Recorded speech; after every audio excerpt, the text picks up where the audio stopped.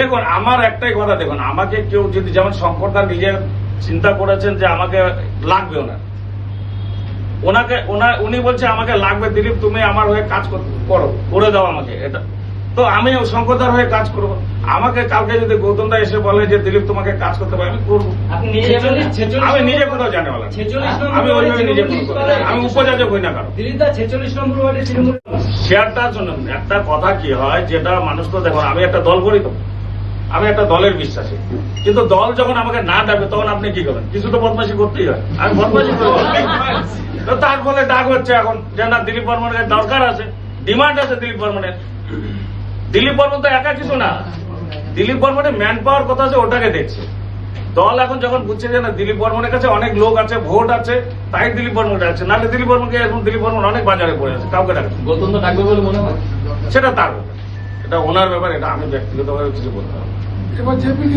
দেখুন একটা জায়গায় যখন একটা জায়গায় আসবে তখন কিন্তু দেখবেন রাগ বিরোধ হবেই, তো রাগটা তো হতেই পারে মানুষের।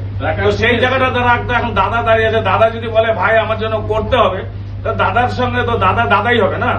তো দাদার কাছে তো আমাকে ওই কথাটা বলা হয় না, দাদা তোমার জন্য করবো না, এটা তো বলতে পারবো না, এটা আমার গার্জিয়ানও কোনোদিন শিখায়নি। তো কাজে আমার গার্জিয়ান যেভাবে আমাকে শিক্ষা দিয়েছেন, আমি গার্জিয়ান থেকে সেভাবে সম্মান করি, সেটাই আমার মেন ভূমিকা। কেন কাজের দেখুন দিলীপ বর্মনকে দেখে তো কেউ ভোট দেবে না, দেবে কি? ভোট দেবে মমতা ব্যানার্জি, অভিষেক ব্যানার্জি, ছবিকে দেবে, ঠিক আছে? তার মধ্যে আমার কাজটা কি আছে সেটা আমার ফেসবুক বা উত্তরের অভিযানে ফেসবুক দেখলে আপনারা বুঝে যাবেন যে আমি কি কাজগুলো করছি। শঙ্করদা কালকে বললে কালকে, আজকে বললে আজকে, কোনো টেনশন নেই। কংগ্রেস নেতারা যে প্রচার করছেন বিশেষ করে মাটিয়া নকশা, দেখুন রাজবংশী এবং আদিবাসীদের জন্য যা কাজ করেছি আমি, সেটা আদিবাসী এবং রাজবংশীরা বলতে হবে যে এলাকা করেছেন না সরকার করেছে, এটা আমি আমার কথা বলছি। এটা সরকার তো সরকারের মতো সব কাজ করছে, মুখ্যমন্ত্রী যা যা ফেসিলিটি দেওয়ার দিচ্ছেন, কিন্তু আমি একজন দিলীপ বর্মন একজন সাধারণ একটা কাউন্সিলর বা এমআইসি হয়ে একটা ওয়ার্ডের সে মাটিগাড়া নকশালবাড়িকে ক্যাপচার করা কিন্তু মামুলি ব্যাপার না।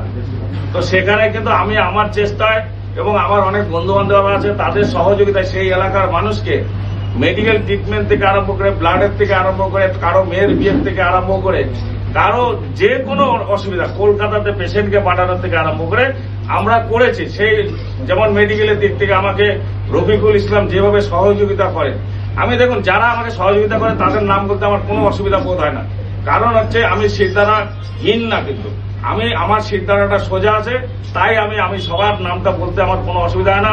আমাকে এমনও অনেক লোক আছে যারা আমাকে সহযোগিতা করেন, যে সহযোগিতার জন্য উত্তরের অভিযানের কাছে এত টাকা নেই বা দিলীপ বর্মনের কাছে এত টাকা নেই যে মানুষের এত সমাজসেবার কাজ করবে।